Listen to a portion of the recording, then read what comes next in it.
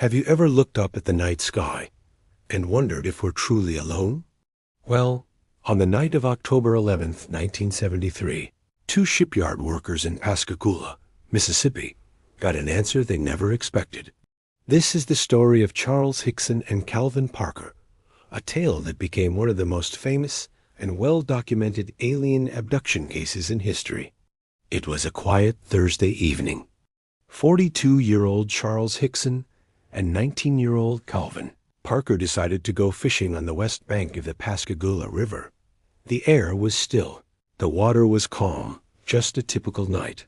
Suddenly, a strange whirring, zipping sound cut through the silence. The men looked up and saw a bizarre, oval-shaped object, about 30 to 40 feet long and 8 to 10 feet high, hovering just above the ground. It was glowing with a strange bluish light. They were frozen in place, absolutely terrified. A door opened on the craft, and three strange beings emerged. They weren't your typical little green men. Hickson described them as being about 5 feet tall, with pale, wrinkled skin, almost like elephants. They had no visible eyes, just slits where eyes should be. Instead of a nose and mouth, they had long cone-like protrusions. And their hands? They were like claws or pincers. The most unsettling part was how they moved. They didn't walk. They glided just above the ground, straight towards the two fishermen. Before they could run, two of the creatures grabbed Hickson, and the third took hold of Parker, who was so overcome with fear that he fainted. Hickson remained conscious, paralyzed but aware of everything. He felt himself being lifted and floated aboard the strange craft. Inside, the light was incredibly bright, and there seemed to be no gravity. He was positioned on a sort of table where a large, mechanical eye-like device scanned his entire body, moving from head to toe and back again. He said he felt no pain, just a strange numbness. The whole ordeal lasted about 20 minutes, though to Hickson, it felt like an eternity. Just as suddenly as it began, they were floated back outside and placed on the riverbank.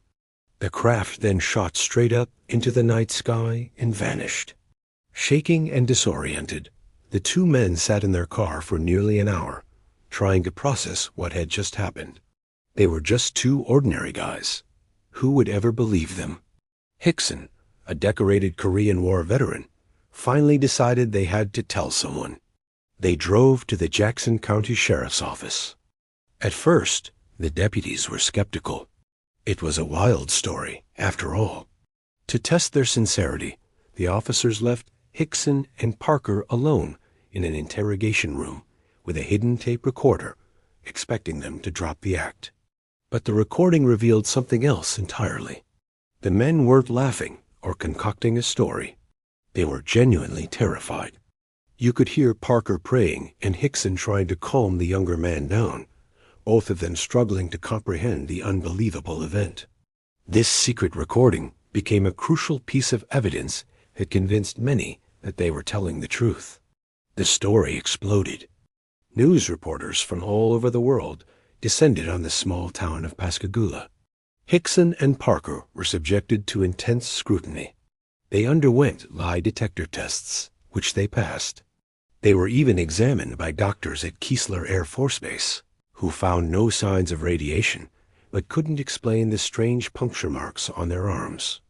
The director of the Aerial Phenomena Research Organization, a respected UFO research group, investigated the case and concluded that the men were sincere and had experienced a genuine, terrifying event. Over the years, the Pascagoula incident has remained a cornerstone of UFO lore. Charles Hickson stood by his story until his death in 2011, co-authoring a book about his experience.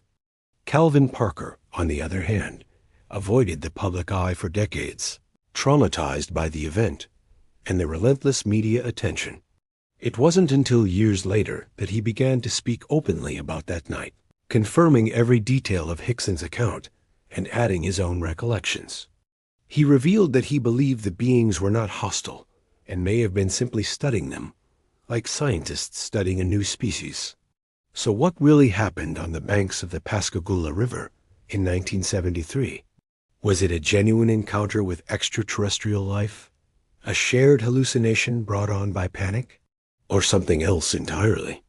The physical evidence is minimal, but the terrified, consistent testimony of two ordinary men, captured on a secret police recording, makes this case uniquely compelling.